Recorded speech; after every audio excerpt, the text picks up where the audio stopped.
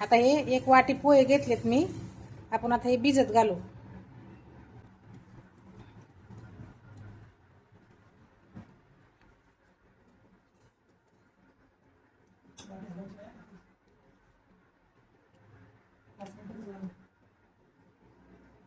आता यातलं पाणी आपण ह्याच्यात ओतून काढू.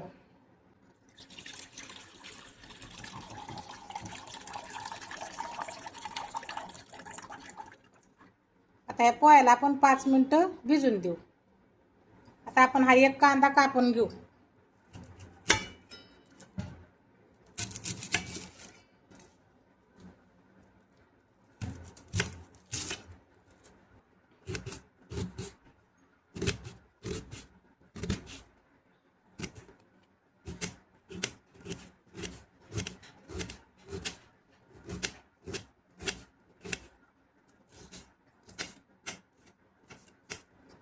आता आपला कांदा कापून झालाय. आता एक कढई शेगडीवर ठेवली. याच्यामध्ये आपण 1-2 पळ्या तेल घालू. आता आपलं तेल गरम झालंय. इथं मी 3 मिरच्या कापून घेतल्या होत्या. ह्या मिरच्या अगोदर टाकू आपण. नंतर 1 चमचा मोहरी टाकू लगेच आणि 1 चमचा जिरी टाकू. आता 3-4 पानं कढीपत्त्याची घेतले, ते पण टाकू.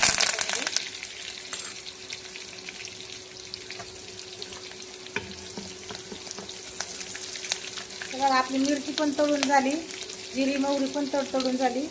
आता हे 1 कांदा चिरलेला याच्यात टाकू आपण.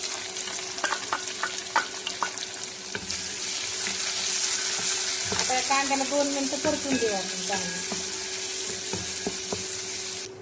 आता आपला कांदा परतून झाला. इथे मी अर्धा कप शेंगदाणे घेतले तर सोलून त्याचे साल्ट काढून घेतलेत. आता हे पण त्याच्यात टाकू आपण.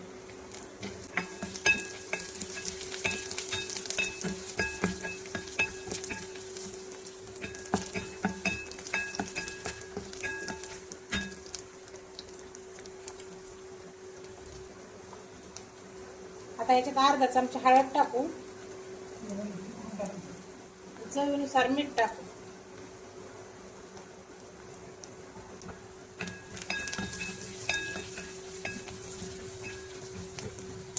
आता हे 5 मिनिटं झाले पोहे भिजलेले. हे पोहे आपण ह्याच्यात टाकून घेऊ. बघा छान भिजलेत, मऊसूत झालेत. हे त्याच्यात टाकून घेऊ.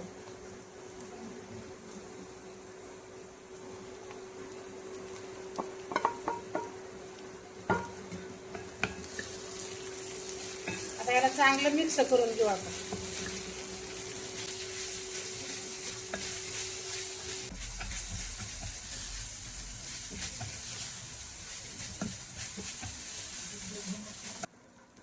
आता इथं मी अर्धा कप दही घेतलंय.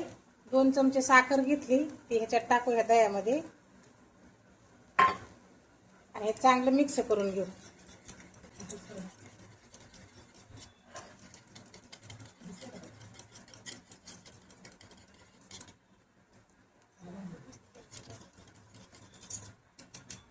आता मिक्स झालं. आता ह्या पोह्यामध्ये आपण हे दही ओतून घेऊ.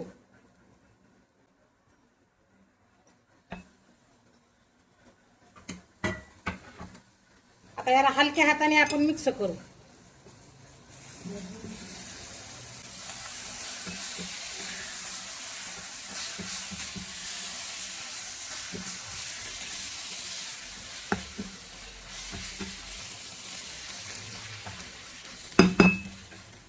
आता आपले दही पोहे मिक्स झाले. आता या पोह्यामध्ये आपण थोडीशी कोथिंबीर टाकू वरून.